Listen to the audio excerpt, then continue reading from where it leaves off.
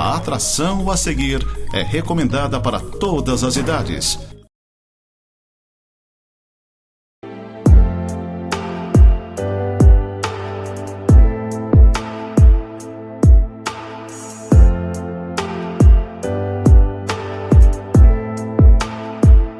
Oi gente, que Deus abençoe, graça e paz a todos.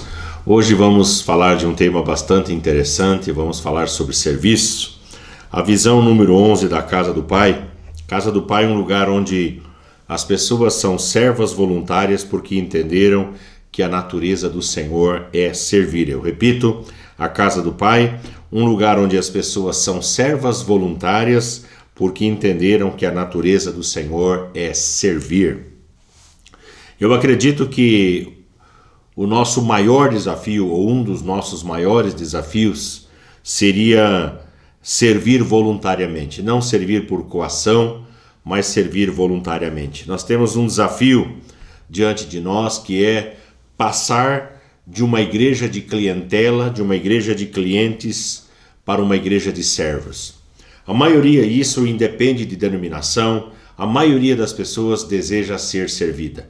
Elas procuram a igreja porque elas têm algum interesse, elas querem receber, né? E eu não questiono muito essa questão, é natural do ser humano. Também não questiono muito essas igrejas que estão aí simplesmente para prestar um serviço, não é? Para dar aquilo que as pessoas querem. Mas eu creio que nós, pelo menos a Casa do Pai, nós temos um grande desafio, que é passar de uma igreja de clientela para uma igreja que serve. Servir é a nossa melhor maneira, a melhor forma que nós temos de transmitir Jesus às pessoas. Quando nós amamos a Deus, nós servimos as pessoas. E quando nós servimos as pessoas, nós o fazemos porque nós amamos a Deus. Ser voluntário não é um método. Muitas igrejas elas seguem um método, é um método tal, eu não quero aqui citar nomes, é o método tal, e colocam esse método em funcionamento na igreja, seguem aquele método à risca, criam uma igreja engessada, sem muita vida, porque aquilo se torna meio que mecânico. E servir não é um método, mas servir é uma cultura. Nós precisamos conscientemente, como eu já tenho veiculado aqui, criar a cultura do reino. E um dos aspectos da cultura do reino é a cultura do serviço. Servo é o maior título no reino dos céus. Lá no Evangelho de Mateus, no capítulo 25, no verso 21, tem uma frase que o Senhor Jesus ele vai dizer à porta da eternidade, quando você e eu chegarmos lá, né? Max Lucado ele trata como sendo o aplauso do céu. Jesus dizendo, muito bem, servo bom e fiel, foste fiel no pouco, sobre o muito te colocarei. Foste fiel no pouco, muito bom, muito bem, servo. Servo bom e fiel, é o único título que haverá na eternidade. Na eternidade não vai haver apóstolo, na eternidade não vai haver profeta, na eternidade não vai haver evangelista, nem pastor, nem mestre, nenhum outro título qualquer, apenas o título de servos. Por isso nós precisamos criar essa cultura do serviço. Serviço não é mão de obra barata, como algumas pessoas tratam, mas é fazer algo que preço algum consegue pagar. O que eu posso fazer pela minha igreja? Você deveria estar se perguntando agora. O que você pode fazer pela sua igreja ou a partir da sua igreja? O que você pode fazer pela sociedade? O que você pode fazer pela cidade onde você está plantado, onde você está inserido? Você já parou para perguntar por que é que você está no lugar que está? Por que é que você é do jeito que você é? Por que Deus fez você dessa maneira? Qual é o objetivo? Qual é o plano, qual é o propósito que Deus tem para você dentro da sua igreja, a partir da sua igreja, na sua cidade, na sociedade? O verdadeiro voluntário, ele não se preocupa com o lugar a servir, mas ele se preocupa com as pessoas a serem servidas. Presta atenção no detalhe.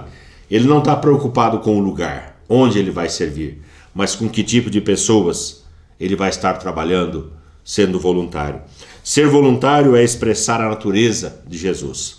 No Evangelho de João, no capítulo 13, se você tiver uma Bíblia e puder acompanhar, Nós temos ali o relato de que 6 dias antes da Páscoa, o Senhor Jesus ele reúne os seus discípulos para um momento de ceia, tendo amado os seus, os amou até o fim. E então, durante a ceia, ele toma uma bacia com água, tira a sua vestimenta de cima. Eles usavam uma espécie de um vestidão, vamos dizer assim, para você entender mais fácil, e por baixo havia apenas um tecido amarrado, protegendo a parte de baixo. Então Jesus ele tira aquela roupa de cima e ele passa a lavar os pés dos discípulos. Todos ficam olhando, admirados, ele sendo o mestre, o Senhor, tomando aquela decisão, aquela atitude. Quando ele chega em Pedro, Pedro fala: não, tu não podes me lavar os pés, eu é que tenho que lavar os seus. E Jesus disse: olha, se eu não te lavar, você não tem parte comigo. Então Pedro vai de 0 a 100 em 3 segundos e diz: então me lava o corpo inteiro. E Jesus disse: não, quem já se banhou não necessita senão lavar os pés. Então o que acontece nesse ato? A Bíblia diz que Jesus ele dá uma demonstração de humildade, né? Ele deu o exemplo. Ele fala no versículo 14, no versículo 15 do capítulo 13 do Evangelho de João: porque eu vos dei o exemplo, para que como eu vos fiz, façais vós também. Exemplo aqui no texto original grego é hipodeigma, hipo cavalo, deigma dogma, ou seja, um dogma cavalar, uma ilustração grande, uma grande ilustração, não para ser copiada ipsis literis, mas para ser copiada com quanto ao seu teor, ou seja, quanto ao trabalho de fazer o que ninguém quer fazer aquele trabalho de humildade, aquele trabalho de servir as pessoas nas suas necessidades básicas. Não é para sair lavando os pés literalmente das pessoas, como em alguns segmentos acontece. Não é isso que Jesus está falando. Hipodeigma, ou seja, uma ilustração, um padrão, um modelo a ser seguido. No verso 17 do capítulo 3 de João, Jesus diz assim: ora, se sabeis estas coisas, bem-aventurados se as praticardes. Então o objetivo de Jesus ao dar aquele exemplo foi para que os seus discípulos pudessem praticar a mesma ação por ele empreendida. Bem-aventurados, felizes são aqueles que praticam esse ato de serviço. Então por que servir, na verdade? Primeiro, porque nós temos um exemplo nesse versículo 15. Nós temos um exemplo, o exemplo de Jesus, que sendo o Rei dos Reis, o Senhor dos Senhores, sendo o Mestre, o Criador de todas as coisas visíveis e invisíveis, porque a Bíblia diz que nada do que foi feito sem Ele se fez. Então o Criador, o Senhor de todas as coisas, despiu-se, assumindo essa forma de humildade, para servir a sua geração, servir aos seus discípulos. Temos um exemplo, por isso nós servimos. No Evangelho de Mateus, no capítulo 20, do verso 26 ao 28, nós temos ali uma aplicação também. Eu sei que você e eu, nós como pais, nós amamos os nossos filhos. E nenhum pai, nenhuma mãe em sã consciência vai desejar o pior para os seus filhos. Muito pelo contrário, vai desejar o melhor. Então, nós temos um relato ali de uma mãe que chega e fala: olha, esse meu filho é tão querido, tão abençoado, tão cheio da graça. Esse aqui é tão cheio da unção. Estou parafraseando aqui, tá? Permita, Jesus, que esse meu filho se assente à sua direita e esse meu filho se assente à sua esquerda na eternidade. Jesus diz: olha, esse lugar não compete a mim decidir, mas ao meu Pai que está nos céus. E aí Jesus dá uma lição dizendo assim: não é assim entre vós. Ou seja, Jesus diz que aquele que quiser ser o maior, se quiser ser o maior, que sirva. Então Jesus ele faz uma inversão de valores. Hoje o maior quer mandar, quer ser o Senhor, quer ser servido. Jesus diz: não, o maior no reino dos céus é aquele que serve. Não é assim entre vós. Jesus diz assim: tal como o Filho do Homem que não veio para ser servido, mas para servir e dar a sua vida em resgate por muitos. Então o modelo, o exemplo é Cristo. Como ele fez, você e eu devemos fazer. Por que servir? Porque nós temos um exemplo. Segundo motivo, porque é a natureza de Jesus. Lá no livro de Filipenses, capítulo 2, no verso 7, diz que Jesus, sendo Deus, existindo ou subsistindo na forma de Deus, não julgou como usurpação ou ser igual a Deus, antes a si mesmo se esvaziou. Agora presta atenção: assumindo a forma morfé. no grego, a forma de servo. Jesus poderia ter assumido qualquer forma, a forma de um rei, de um estadista, de um senhor, de uma autoridade, de um juiz. Não, mas ele assumiu a forma de servo. Então a natureza de Jesus é essa, é servir, foi servir, e isso é o que nos impulsiona a servirmos na nossa geração. Terceiro motivo, porque é a natureza de Deus. A Bíblia diz no Evangelho de João capítulo 3, no verso 16, que é a Bíblia em miniatura, ou o resumo de toda a Bíblia, porque Deus amou o mundo de tal maneira que ele deu o seu Filho unigênito para que todo aquele que nele crê não pereça, mas tenha a vida eterna. Porque Deus amou o Marcos, porque Deus amou você de tal maneira que ele deu o seu Filho unigênito para que o Marcos que nele crê não pereça, mas tenha a vida eterna. Então nós temos aqui duas palavras que definem o caráter de Deus, a natureza de Deus. A primeira palavra é amor. Deus amou o mundo. E a minha Bíblia diz que Deus é amor. Então nós temos essa primeira palavra que caracteriza Deus, que identifica a natureza de Deus, que revela o seu caráter. A segunda palavra é deu, é dar. Então ele amou e ele deu. Deus deu e sempre dá o seu melhor. Ele deu e continua dando o seu melhor. Ele deu o seu Filho único, gerado, não feito, consubstancial ao Pai, né? Da mesma essência, da mesma substância. Ele deu o que tinha de melhor. Presta atenção aqui. Deus nunca vai te dar algo ruim. Ele sempre vai te dar algo bom. Então isso define o caráter de Deus. Quarto motivo, por que servir? Porque é mandamento. Primeira carta de Pedro, capítulo 4, no verso 10, diz: servi uns aos outros, cada um conforme o dom que recebeu. Pedro, o apóstolo, não está dizendo: olha, se vocês quiserem servir, se vocês tiverem tempo para servir, se um dia der na veneta de vocês, vocês devem servir. Ele disse: servir é ordem, é mandamento. Então você e eu não temos escolha. Se nós quisermos ser encontrados fiéis a Deus, nós precisamos aprender a servir ao Senhor e aos nossos irmãos pela fé. Em quinto lugar, por que servir? Porque a Bíblia diz que a fé sem obras é morta. Lá no livro de Tiago, capítulo 2, do verso 14 até o verso 18, nós temos esse tratado do apóstolo Tiago muito claro. Não adianta alguém dizer que tem fé se não tiver obras, porque a fé sem obras é morta. Tiago fala assim: olha, me mostra a tua fé, eu com as minhas obras eu vou mostrar a minha fé. Então existem coisas que nós precisamos aprender a fazer no reino. Existem coisas que precisam ser feitas na nossa cidade, na nossa sociedade, que nós achamos que é serviço da prefeitura, que nós achamos que é serviço da Câmara de Vereadores, que nós achamos que é serviço das instituições. A igreja foi plantada na cidade. Eu não estou falando aqui de denominação A, B, C ou D. Eu estou falando da Igreja de Jesus. Ela foi plantada na cidade para fazer a diferença na vida das pessoas, para mudar essa sociedade corrompida, essa sociedade corrupta. É a igreja que é o tempero, é a igreja que é sal, é a igreja que é luz, é a igreja que age. O próprio Senhor Jesus, quando ele falou de sal e luz, ele disse: para que vejam as vossas boas obras. A nossa luz deveria brilhar diante dos homens, para que todos pudessem ver as nossas boas obras e glorificar ao Pai que está nos céus. Então, por que servir? Porque a fé sem obras é morta. Como servir? Servir, em primeiro lugar, com amor. Quando nós amamos, nós não queremos nada em troca. Essa frase é doída, essa frase é difícil. Hoje as pessoas fazem, mas o que eu vou ganhar? O que eu vou levar nisso? Até parece alguma coisa lá meio de Brasília, isso que eu estou falando, né? O que eu levo em troca se eu fizer? No reino não é assim.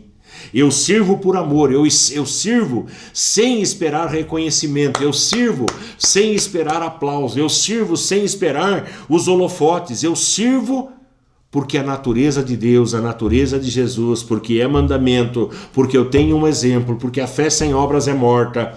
Eu sirvo por isso, sem esperar aplauso, sem esperar reconhecimento, eu sirvo por amor.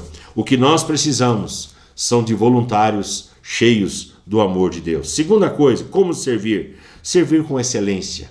Quando nós formos servir e vamos servir, fazer com esmero, fazer com dedicação, fazer tudo da melhor maneira, fazer tendo Jesus como padrão, não dando o resto, não dando o refúgio, seja o resto do dinheiro, seja o resto do tempo. Não, vamos fazer o nosso melhor, vamos fazer com excelência. Terceiro lugar, como servir? Servir com compromisso, ter zelo, ter pontualidade. Gente, isso é uma coisa terrível. Não é só da casa do Pai, é em muitos lugares. As pessoas não têm compromisso com a pontualidade. Marcamos aqui, se eu marco 15 para as 8, é 15 para as 8. Se eu marco que é 5h30, é 5h30, salvo algum imprevisto. Agora, tem gente que marca para 5h30, aí lá pelas 6h15 da tarde, eu tenho um compromisso. Não é? A reunião começa às 7, tem gente que chega às 7h15, 7h20, 7h30, 15 para as 8. Isso é falta de zelo, isso é falta de compromisso, isso é falta de honra a Deus. Não chega atrasado, não é? Questão de assiduidade. Quando você assumir alguma coisa, faça com zelo, com dedicação, seja assíduo naquilo que faz, buscando resultados, comprometido com uma causa e não com uma pessoa. Preste atenção, quando você se compromete a nível de reino de Deus, você não se compromete com a pessoa X ou com a pessoa Y, você se compromete com uma causa, e essa causa é do reino de Deus, essa causa é do próprio Senhor. Então você precisa ter essa consciência. Quarto lugar, como servir? Servir com o coração. As pessoas veem a fachada, as pessoas olham para a aparência. A minha Bíblia diz que Deus olha para o coração. Então todas as vezes que você for servir, fazer alguma coisa, você precisa se perguntar: como é que Deus está vendo aqui o meu coração? Deus está vendo o seu coração. Se você está fazendo com alegria, se você está fazendo com amor, se você está fazendo para Deus, Ele conhece todas as coisas. E para caminhar por fim, a quem nós servimos? Eu falei sobre a questão da motivação para o serviço, falei de como nós podemos e devemos servir, e agora nós vamos falar um pouquinho sobre a quem servir. E eu acho que aqui a gente tem algumas lições preciosas para aprender. Claro que você vai dizer: não, nós servimos a todos. Sim, correto. Mas quem são esses todos? Pare e pense um pouquinho comigo. Que tipo de gente você vai encontrar, tanto na sociedade como na igreja? Você vai encontrar pessoas como Jesus, que andaram com Jesus, pessoas a quem Jesus serviu. Primeiro deles, os Pedros da vida. Como assim, pastor? Pensa comigo. Pedro disse: olha, Jesus, eu estou contigo e não abro, eu vou contigo para a morte, eu vou contigo para a cruz. E quando chegou na hora H, quando chegou aquele momento em que Jesus mais precisava de Pedro, o que Pedro fez? Ele foi se aquentar na fogueira.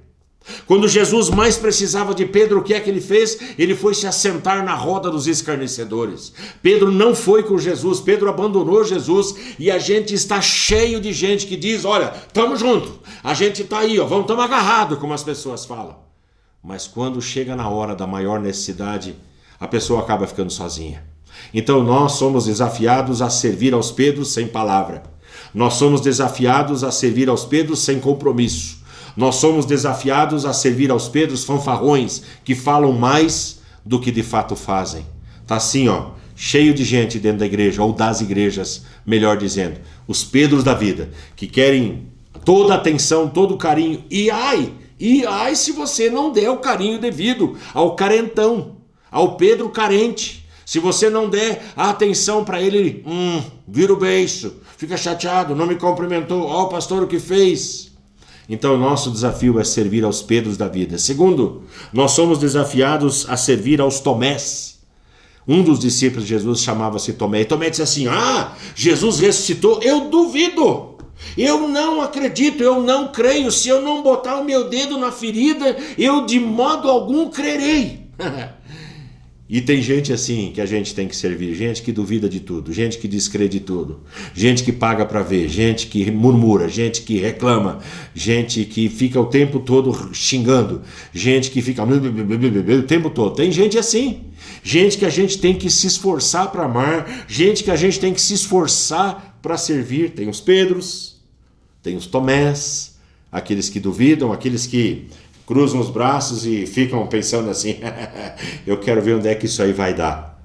Eu quero ver onde é que isso aí vai dar. Eu quero ver até onde vai esse negócio. Tem gente assim, tá cheio de gente assim.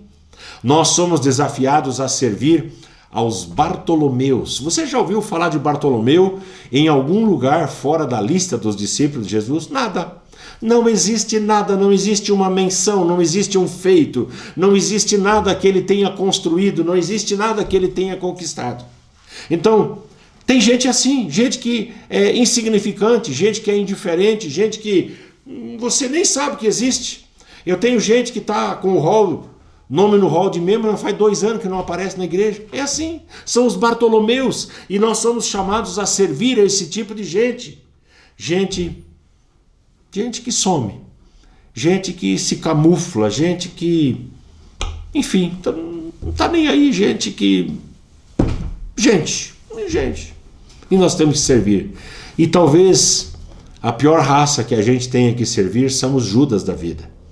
Judas foi um dos discípulos, e eu sei que é difícil falar sobre isso. Judas, ele traiu Jesus, ele negou, não só negou a causa, mas ele traiu o mestre, ele entregou o mestre, ele trocou o mestre por 30 moedas de prata.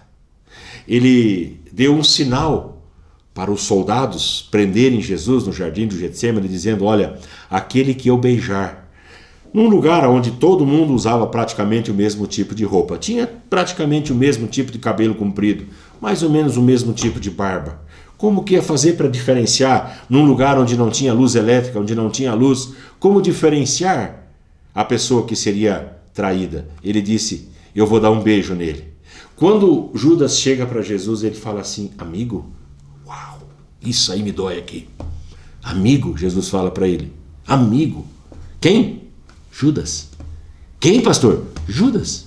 Jesus fala para ele, amigo, com um beijo traz o Filho do Homem, você está traindo o Filho do Homem com um beijo. E eu acho que essas são as pessoas perigosas, são aquelas que beijam, são aquelas que abraçam, são aquelas que batem nas costas, são aquelas que dizem, olha, é a causa, estamos juntos.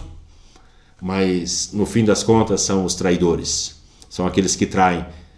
E eu sempre digo que é muito difícil conviver com uma traição. Alguém que promete lealdade, fidelidade, companheirismo, estar do seu lado, e de repente ele te troca simplesmente por uma proposta melhor. A luz brilhou diferente lá, eu vou para lá. Aquilo ali me chama atenção, eu vou para lá. E as pessoas saem do convívio, saem da igreja, como se nunca tivessem conhecido a gente, como se nunca tivessem andado com a gente, como se nunca tivessem provado da nossa mesa, da nossa amizade, do nosso carinho. E de repente nós encontramos Jesus servindo a Judas até o fim da vida. E eu acho que nós temos aqui uns grandes desafios pela frente. Você e eu, sim senhor, você e eu, nós fomos chamados para servir sem reservas, sem enumerar ponto 1, ponto 2, ponto 3, sirvo se acontecer isso, isso e mais aquilo. Tá? Quero deixar essa mensagem para você e desafiar você ao serviço. Vamos orar. Meu Deus querido, muito obrigado, Pai, por poder, com tanta liberdade e simplicidade, repartir essa palavra, da Tua palavra, uma palavra que nos chama a sermos servos como Jesus foi servo, a servir aos nossos irmãos como Jesus serviu. E eu creio que nós temos diante dos nossos olhos e ouvidos grandes desafios. Nós não fomos chamados para cargos, não fomos chamados para posições, mas fomos destacados por Ti para fazer parte de um exército serviçal, de um exército de servos. E essa é a minha oração, para que essa palavra encontre guarida em cada coração, em nome do Senhor Jesus. Que Deus, o Pai amado, esteja abençoando a casa, a família de cada um daqueles que recebem esta palavra. Essa é a minha oração, em nome de Jesus. Amém e amém. Valeu, gente amada, gente querida, que Deus abençoe. Ótima semana a todos.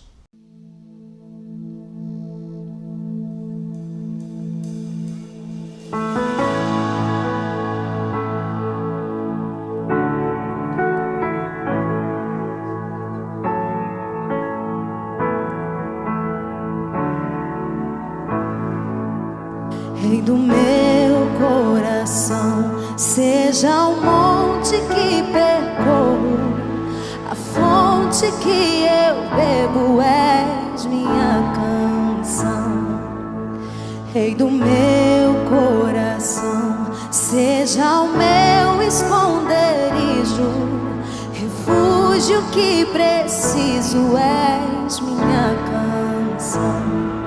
Tu és bom.